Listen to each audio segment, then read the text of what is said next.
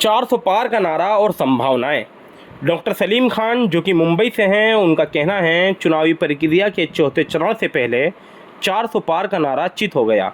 Election के नतीजे चूंकि 4 जून को आने थे, इसलिए अब की बार 400 पार का नारा घड़ा गया। हो सकता है कि नारे के आधार पर तारीख तय की गई हो, क्योंकि मोदी है तो मुमकिन है।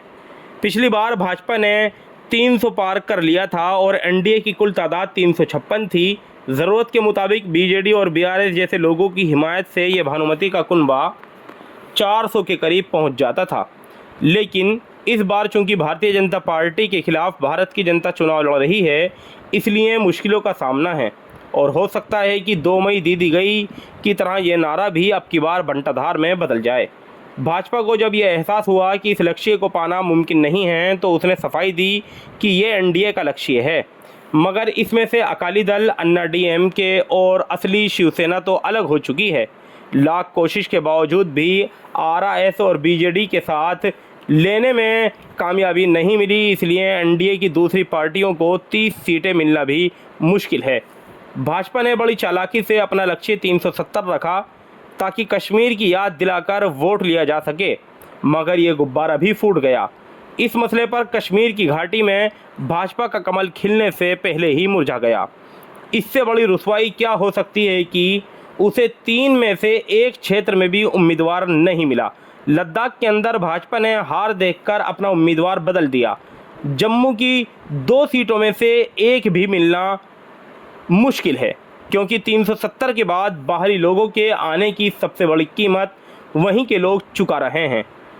जन रुझानों का पता लगाने के लिए जाने माने यूट्यूबर चैनल लल्लन टॉप के अभिनव पांडे अमेठी और रायबरेली हाईवे पर एक चाय की दुकान में रुके, जहां अलग अलग गांव के लोग जमा थे। उन्होंने बातचीत के दौरान सवाल कर दिया कि अब की बार 400 पार के बारे में क्या ख्याल है, तो बड़ी दिलचस्प प्रक्रिया सामने आई। एक आदमी बोला, 5 साल पहले पुलवामा में 400 किलो आरडीएक्स के धमाके से 40 फौजी शहीद हो गए थे। वहीं आरडीएक्स कहां से आया सरकार को पता नहीं चला, मगर 400 सीटें मिलने वाली इसकी जानकारी सरकार को बड़ी तेज़ी से हो गई। दूसरा बोला, इस बार हम लोग राहुल गांधी को 4 लाख के फ़र्क से कामयाब करेंगे। तीसरे ने कहा, पिछली बार जो गलती हमने की थी उसे नहीं दोहराएंगे। इसकी वजह पूछी गई तो लोगों ने बताया, स्मृति ईरानी ने मुफ्त चीनी का वादा किया था लेकिन वह नहीं मिली। दूसरा बोला, 400 रुपये में सिलेंडर मिल रहा था, अब 1200 रुपये हो गया। जनता के सामने यह है 400 पार की हकीकत। एक ज़माने में कांग्रेस मुक्त भारत का नारा लगता था।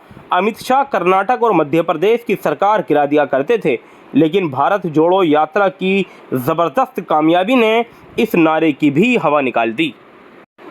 वैसे महाराष्ट्र और बिहार के अंदर भाजपा को विपक्ष के खेमे के अंदर घुसकर सर्जिकल स्ट्राइक करने में कामयाबी मिली, मगर उन्हें दोनों सूबों में भाजपा को सबसे ज़्यादा आक्रोश का सामना करना पड़ा। भाजपा में पार्टी अध्यक्ष जेपी नड्डा का मुद्दा भी है।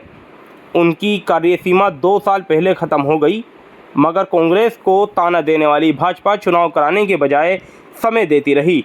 जून में उनको दिया गया समय ख़त्म हो जाएगा, ऐसे में खुद अपना राज्य बचाने में नाकाम अध्यक्ष को हटाया जाएगा या नहीं, ये कहीं ना कहीं सवाल है। भाजपा अगर मामूली बहुमत लाने में नाकाम हो जाएगी तो दूसरों की मदद से बनने वाली सरकार का नेतृत्व करना मोदी के लिए मुनासिब नहीं होगा। ऐसे में संघ चाहेगा कि नितिन गडकरी प्रधानमंत्री बने ताकि मोदी के हाथों होने वाले अपमान से छुटकारा मिल सके। तीसरी संभावना इंडिया अलायंस के सत्ता में आ जाने की भी है। ऐसे में मोदी और शाह की जोड़ी का क्या होगा? उनके खिलाफ अगर मुकदमे दर्ज हो गए तो वो उसका मुकाबला करेंगे या पार्टी इस नुकसान से खुद को बचा पाएगी? इस सवाल पर बातचीत होने लगी है। फिलहाल सिर्फ मोदी सरकार का नहीं, बल्कि भाजपा और संघ परिवार की भी समस्याएं हैं। संघ परिवार के आंतरिक विवाद पर फिलहाल सत्ता की चादर पड़ी हुई है, लेकिन जब यह हट जाएगी तो डर के मारे खामोश ज़ुबानें बोल पड़ेंगी, और क्या और कैसे बोलेंगी, इसका नमूना सुब्रमण्यम स्वामी के इंटरव्यू में देखा जा सकता है। आगे चलकर क्या होगा ये तो वक्त ही बताएगा, लेकिन 400 पार की संभावना ख़त्म हो चुकी है। आप देख रहे हैं न्यूज़ इंडिया 313 सच के साथ, और अगर अभी तक हमारे चैनल को आपने सब्सक्राइब नहीं किया है तो अभी हमारे न्यूज़ चैनल को सब्सक्राइब करें। तो ये थे डॉक्टर सलीम खान, जो कि मुंबई से बताए जाते हैं, जिन्होंने अपने ये ख्यालात क्रांति अखबार में शाया कराने के लिए दिए थे।